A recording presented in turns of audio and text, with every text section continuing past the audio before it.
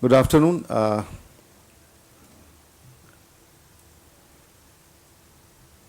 सबसे पहले जो अभी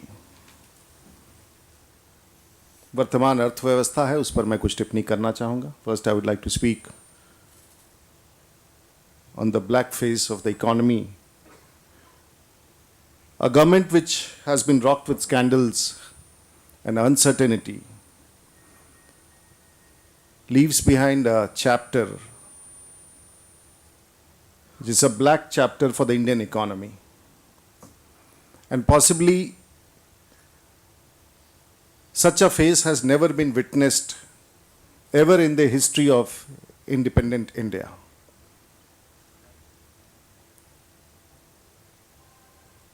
The growth rate which touches the lowest in last 10 years is come down below 5%. It is hovering between 4.7% to 4.8%. The UPA government, the Congress government, has tom-tommed that it had an economist prime minister, a prime minister possibly who has been acclaimed and has the fame of being the only prime minister of any democracy or any government in the world who is an economist.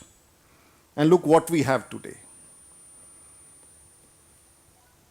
The industrial production has come down to an all-time record of lowest 1%, which has never ever been witnessed in this country. The mining sector has completely contracted. The growth has come down to 3.1%. And this is the slump in the mining sector overall. And actual mining in this country has come down by 8%, which is a disaster. The annual capital investment has slowed down to 3.5%. This is dangerous.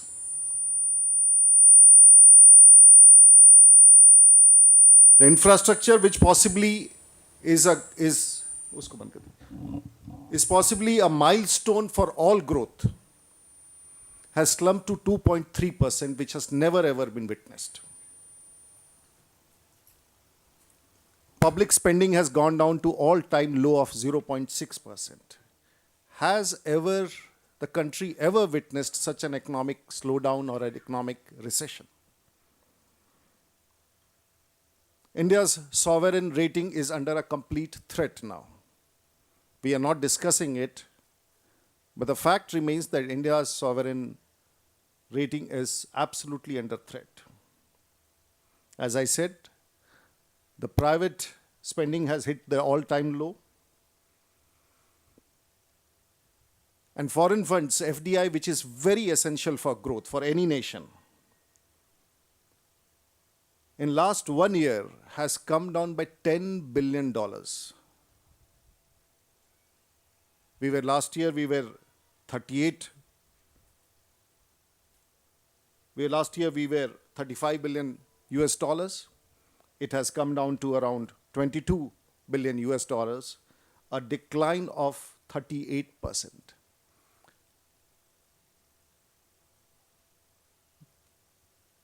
There is a pressure on balance of payments. Are we coming back to a stage where the balance of payment position is completely going to head for a negative? And it has been reported that again, rupee is the weakest against the dollar. The overall inflation has been hovering around 10%. The food inflation has been hovering around 20%.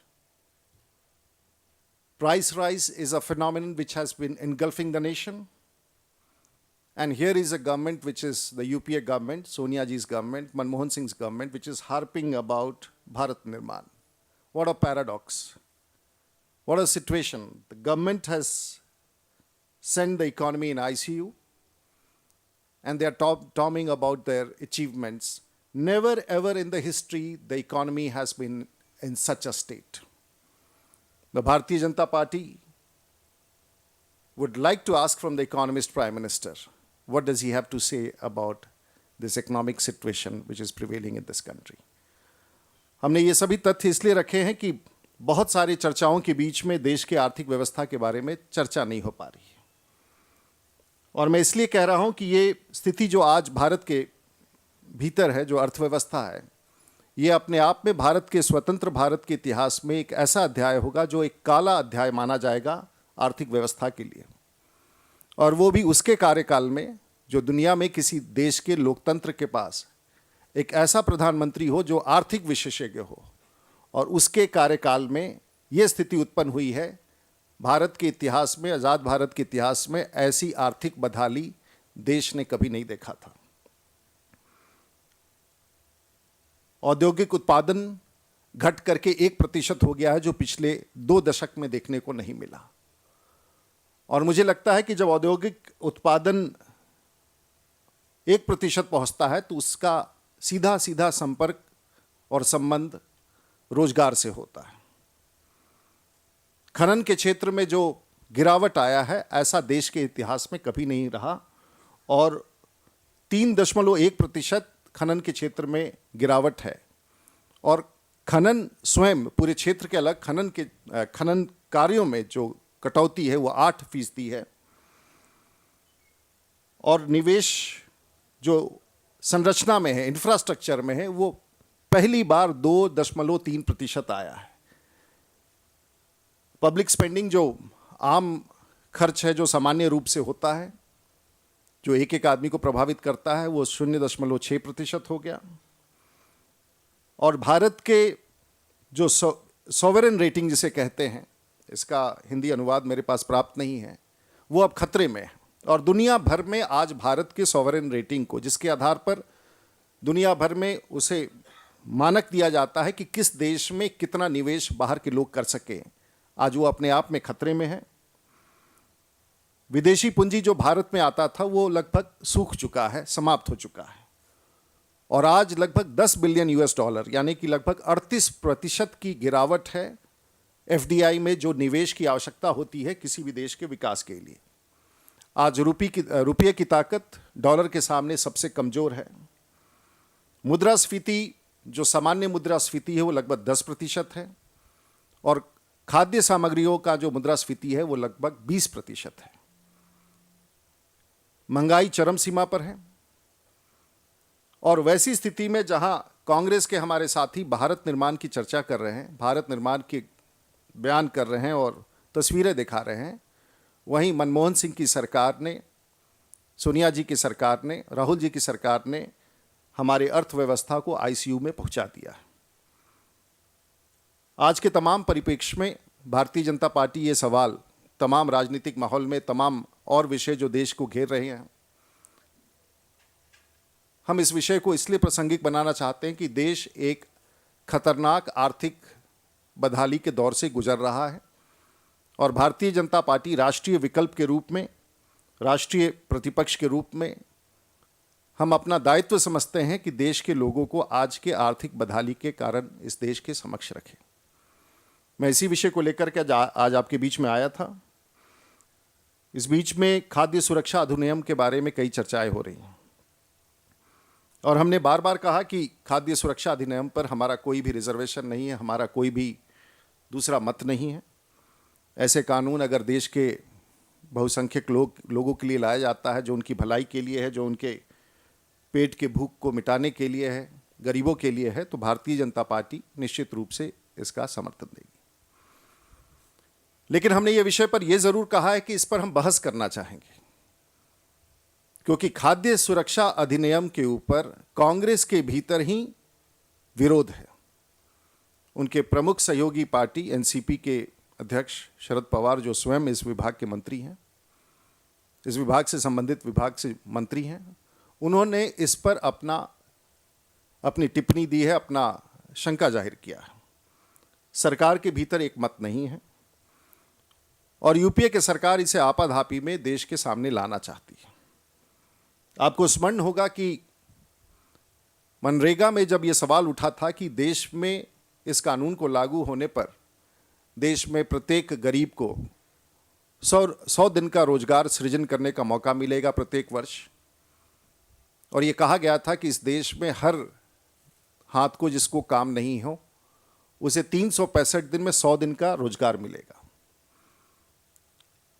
आज जब इसकी audit की गई मनरेगा की योजना की, तो मुश्किल से 28 से 30 दिन तक सबसे सफल राज्यों में हुआ, यानी कि लक्ष्य से 70 दिन कम राष्ट्रीय औसत माना गया। और हमें डर है कि सिर्फ राजनीतिक वाहवाही के लिए, देश के लोगों की चिंता कम है, राजनीतिक वाहवाही के लिए सरकार ये कदम उठाना यदि चाह रही है और इसके बहस नहीं करा रही। हमारा बहस के पीछे मूल उद्देश्य है कि सरकार इस अधिनियम के माध्यम से देश के साथ फिर से कहीं एक धोखा ना करे, हर पहलू पर चर्चा हो, और जो इस अधिनियम का अंतिम उद्देश्य है, हर गरीब तक भोजन पहुंचने का, वो पूरा हो सके। भारतीय जनता पार्टी इसे अपना दायित्व समझती है, अपनी जिम्मेवारी समझती है, और हम चाहेंगे कि इस बड़े कानून के एक एक पहल पर सदन के भीतर विमर्श हो, ताकि कांग्रेस पार्टी इसे फिर एक बड़े धोखे के रूप में देश की जनता के सामने न ला सके। ये हमारा दायित्व है, और इसीलिए हमने मांग किया है कि इसे अध्यादेश के रूप में, ऑर्डिनेंस के रूप में खाद्य सुरक्षा अधिनियम को न लाया जाए, इस पर बहस हो। और यदि सरकार को बहुत जल्दी है, सरकार यदि चाहती है कि खाद्य सुरक्षा अधिनियम को लागू करे, तो जो मॉनसून सत्र है, जुलाई माह से प्रारंभ होता है, उसे उसकी तिथि में बदलाव की जाए, उसे अगले माह या इस माह बुला लिया जाए। हम उससे सहमत हैं, लेकिन भारतीय जनता पार्टी इस अधिनियम पर बिना विमर्श के ये कानून बनाया जाए, हम इससे सहमत नहीं हैं। और हम अपील करते हैं कांग्रेस पार्टी से, और हमारे प्रतिपक्ष के नेता श्रीमती सुषमा स्वराज ने ये स्पष्ट किया है कि हम इसके पक्ष में हैं, और इसमें गहन अध्ययन के साथ हम बहस करना चाहेंगे, और इस कानून का लाभ हर व्यक्ति को मिल सके, इसके लिए हम पहल करना चाहेंगे सदन के भीतर।